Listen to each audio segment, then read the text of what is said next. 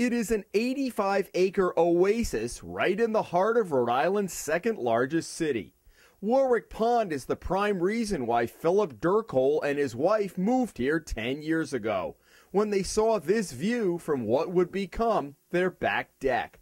Within a couple of years, though, things started to change. We would talk about how the water quality was deteriorating. Visually, you could actually see the water getting murky and, different spots on the water that looked different. So Durkole, a retired plant manager, began to poke around.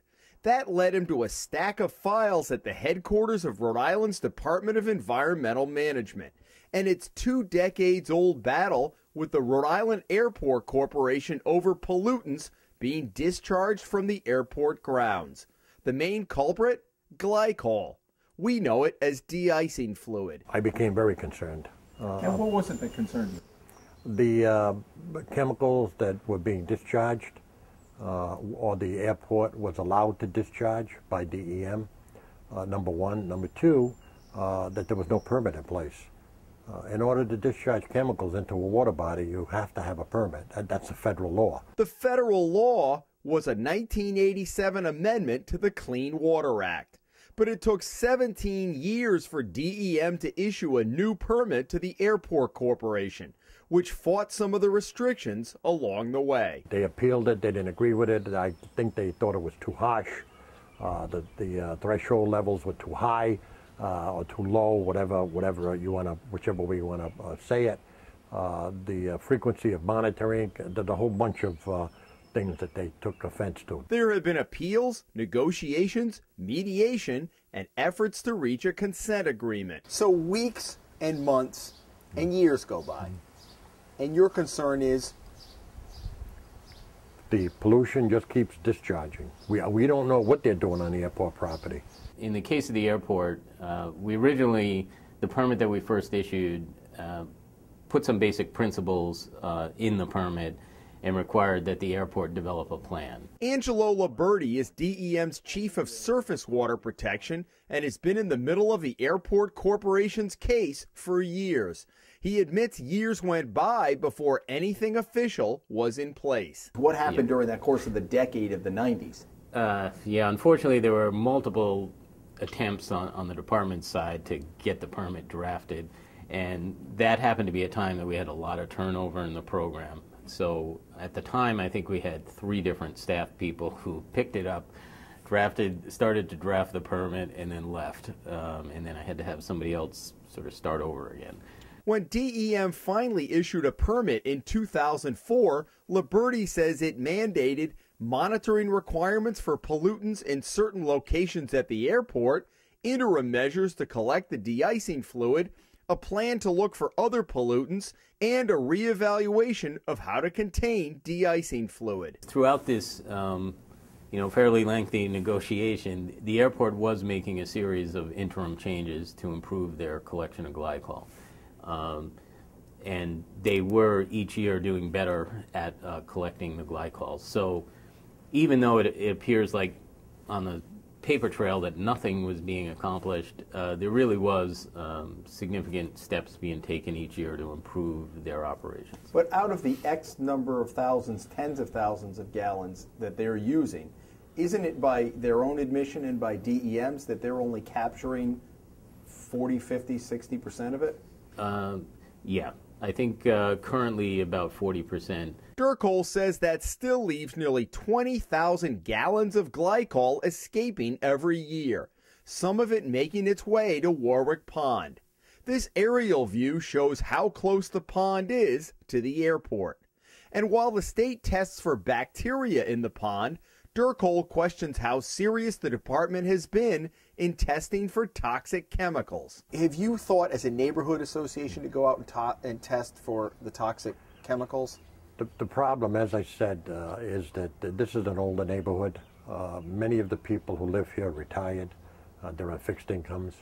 To go out and test costs money. We've had clouds on the water, 8-foot diameter clouds of bubbling de-icing fluid.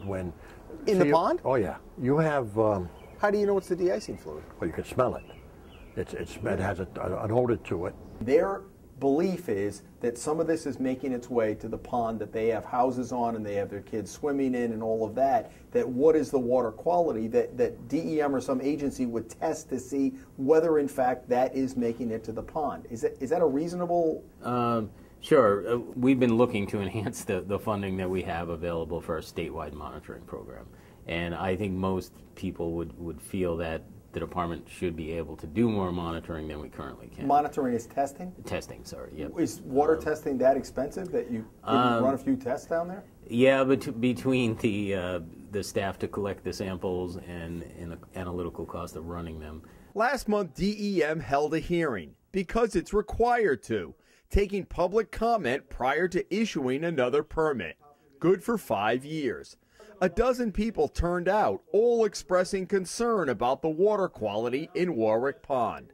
Liberty says a consent agreement between DEM and the Airport Corporation is aimed at reducing the discharge of not only glycol, but other pollutants as well. Is it DEM's contention then that the water quality, as far as you're concerned, is okay in Warwick Pond? I know that we in the sense of glycol, which I'm most familiar with, there were some oxygen impacts from the discharge to Warwick Pond. So the reductions that will come about as a result of this permit, we believe will resolve those. The law passes in 1987.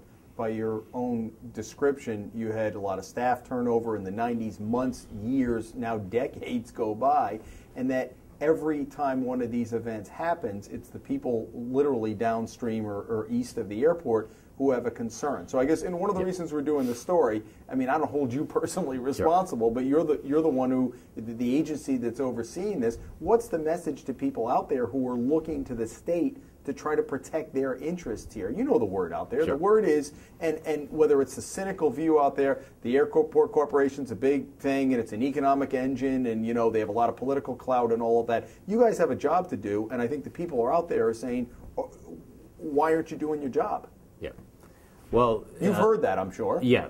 Certainly, yeah, it took much longer than I'm happy as well that it took. But on the plus side, there were a lot of interim changes that were pursued and put in place, so any impacts have been reduced over time. Do you swim in that water? No.